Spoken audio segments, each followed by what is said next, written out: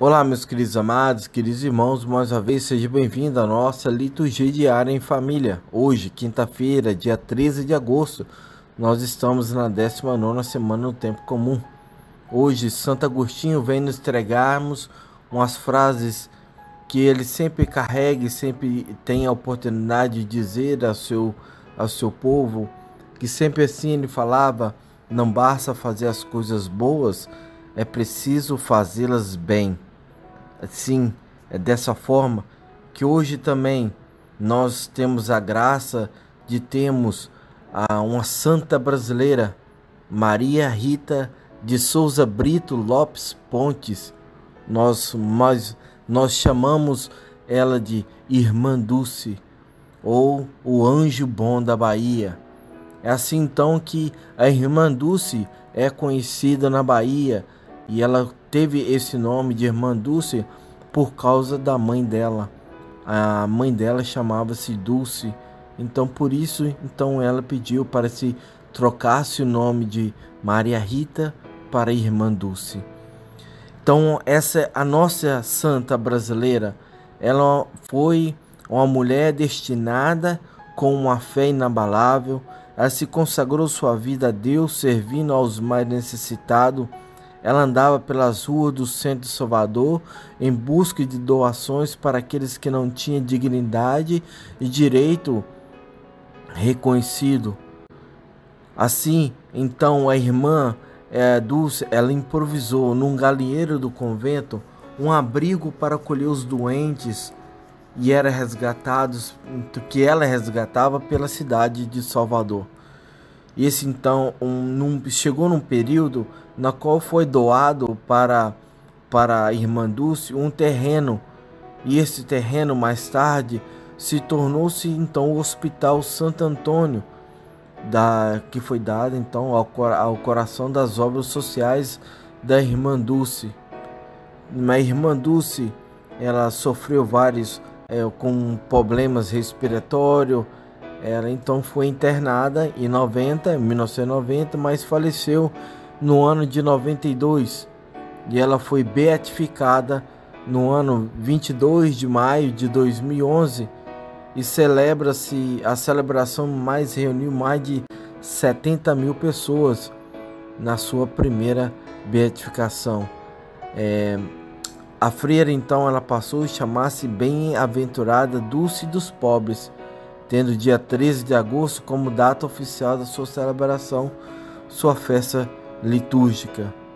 No dia 13, então, do ano de 2019, o Papa Francisco, no Vaticano, chamou a Irmã Dulce e diz ela que foi proclamada como Santa Dulce dos Pobres.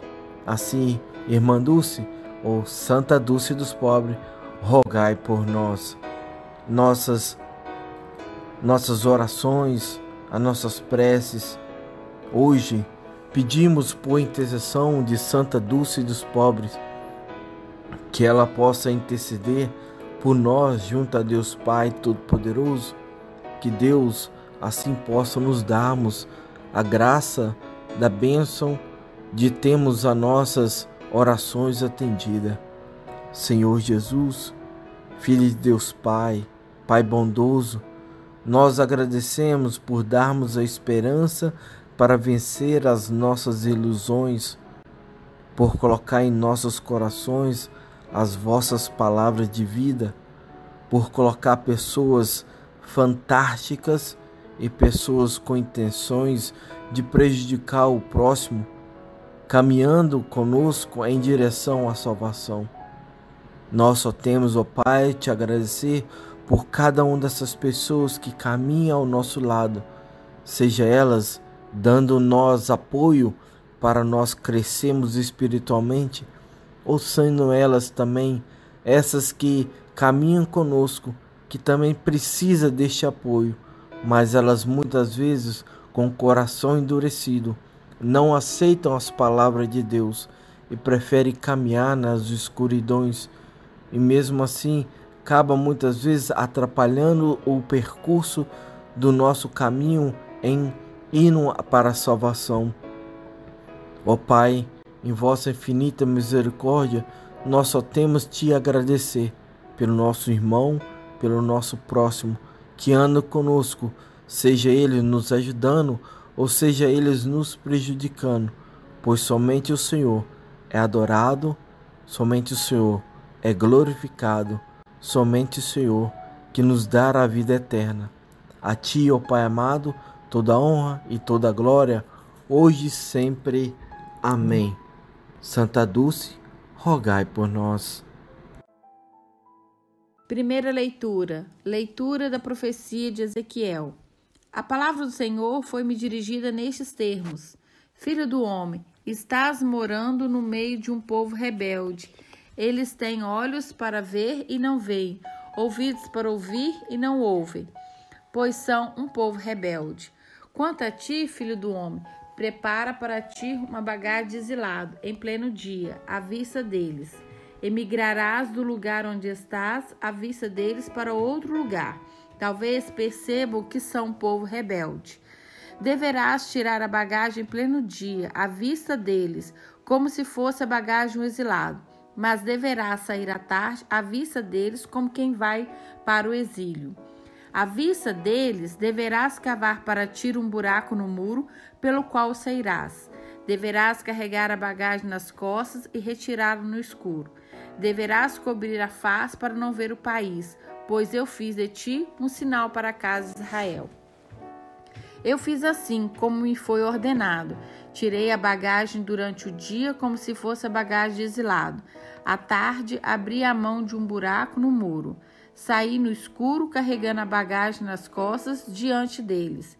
De manhã, a palavra do Senhor foi-me dirigida nestes termos: Filho do homem, não te perguntaram os da casa de Israel, essa gente rebelde, o que estás fazendo? Dize-lhes: assim fala o Senhor Deus.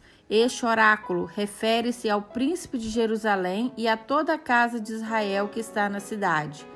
Dize: eu sou um sinal para vós. Assim como eu fiz, assim será feito com eles. Irão cativos para o exílio. O príncipe que está no meio deles levará a bagagem às costas e sairá no escuro. Farão no muro um buraco para sair por ele. O príncipe cobrirá o rosto para não ver com seus olhos o país. Palavra do Senhor, graças a Deus. Salmo responsorial. Salmo 77. Das obras do Senhor não se esqueçam. Das obras do Senhor não se esqueçam. Mesmo assim, eles tentaram o Altíssimo, recusando-se a guardar os seus preceitos. Como seus pais se transviaram e o traíram como um arco enganado que volta atrás. Das obras do Senhor não se esqueçam. Irritaram-no com seus lugares altos. Provocaram-lhe o ciúme com seus ídolos. Deus ouviu e enfureceu-se contra eles e repeliu com violência a Israel. Das obras do Senhor não se esqueçam. Entregou a sua arca ao cativeiro e as mãos do inimigo a sua glória. Fez perecer seu povo eleito pela espada e contra a sua herança enfurecer-se. Das obras do Senhor não se esqueçam. O Senhor esteja convosco, Ele está no meio de nós. Proclamação do Evangelho de Jesus Cristo segundo Mateus. Glória a vós, Senhor.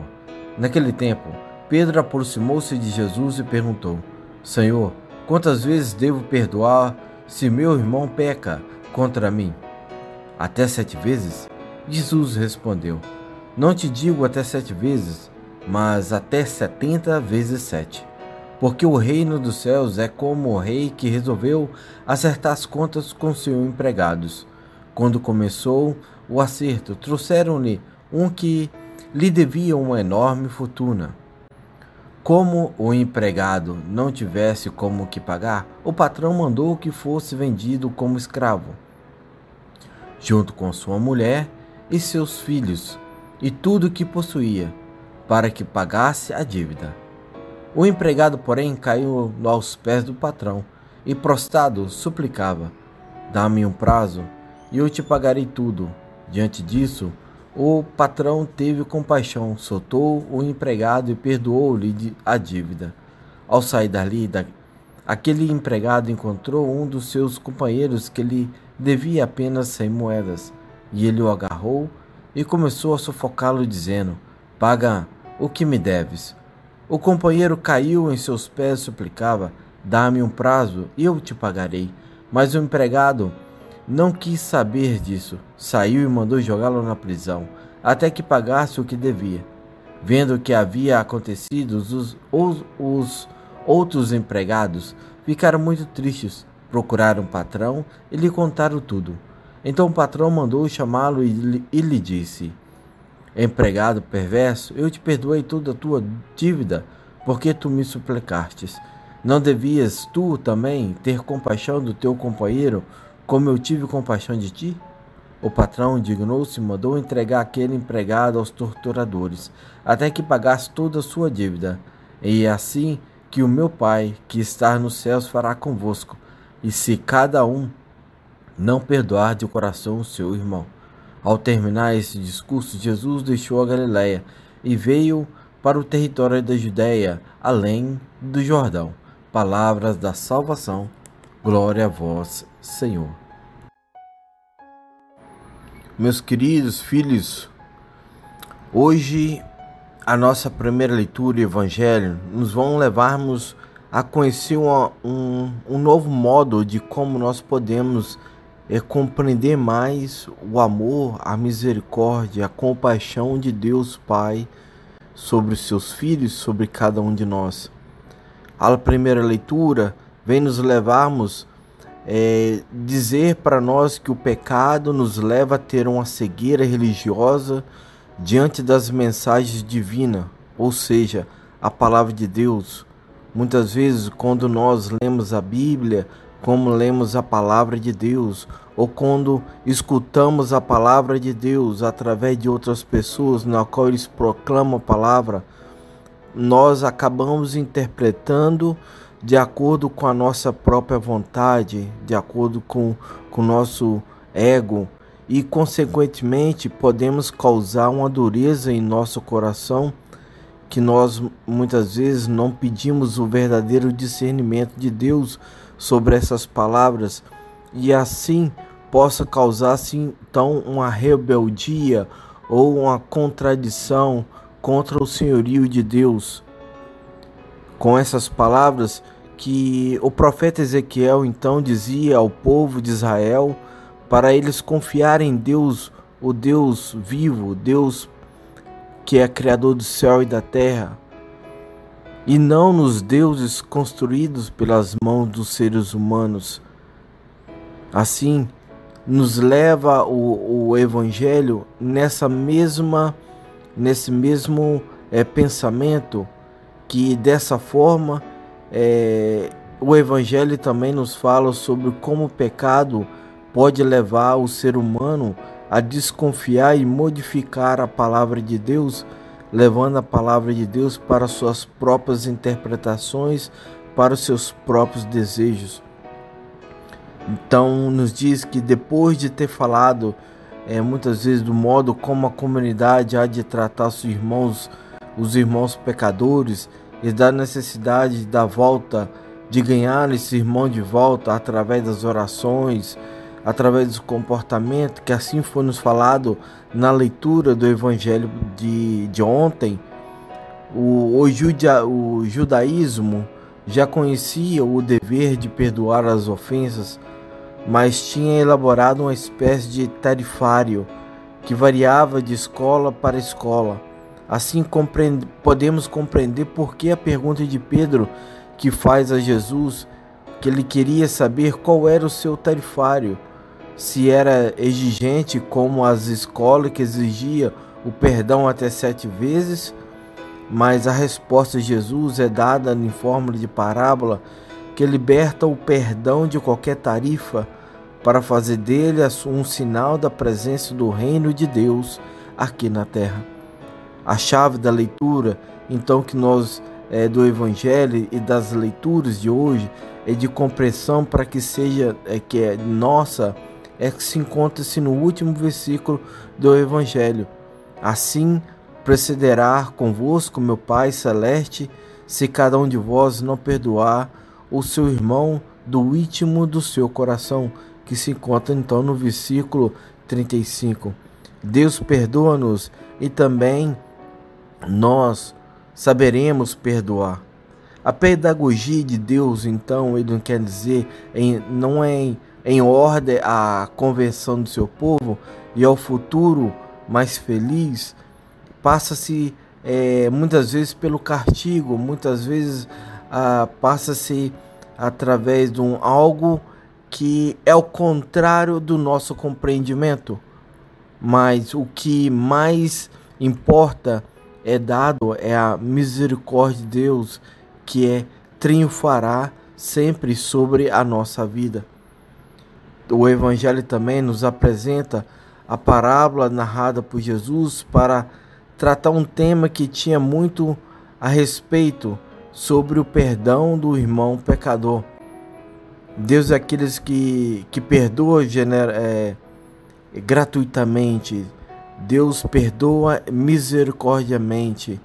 Então a vinda de Jesus também se tornou-se claramente uma percepção do perdão de Deus para conosco, que através do perdão de Deus a misericórdia chegou. O perdão de Deus dado com toda a misericórdia e a gratuidade, ela torna-se mais uma relação íntima com cada um dos seus filhos.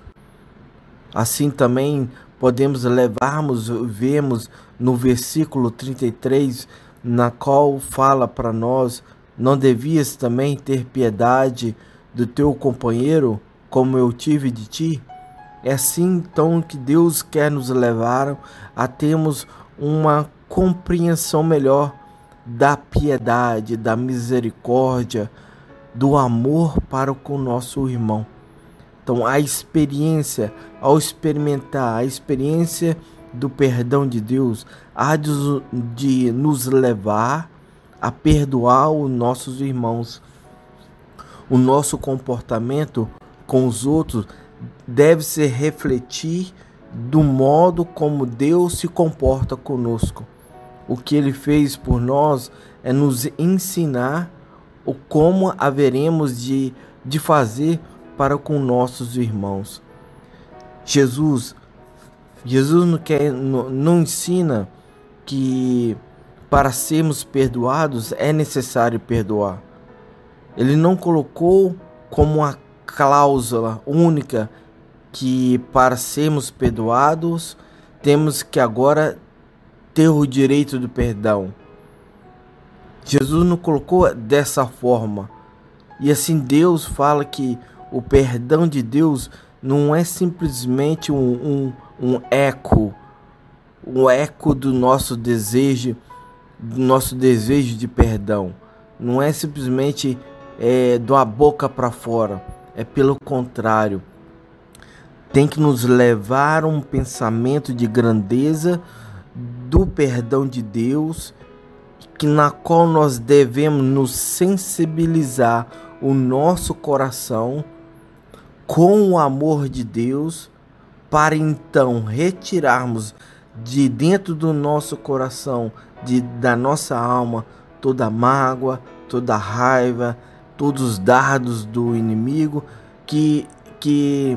ou outro tipo de pecado que nos faz ficar cego, o que faz nos retirarmos da intimidade com Cristo, e depois então possamos agir de modo semelhante como Jesus fez.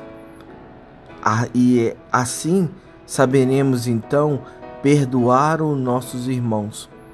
Mas enquanto a nossa capacidade de misericórdia é limitada, a de Deus é infinita. Por isso, meus queridos amados, meus queridos irmãos, temos que aproximar da misericórdia de Deus.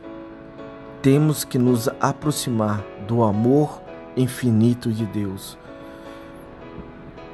Temos que estar íntimo com Deus, para que a nossa misericórdia para com nossos irmãos seja também a misericórdia de Deus.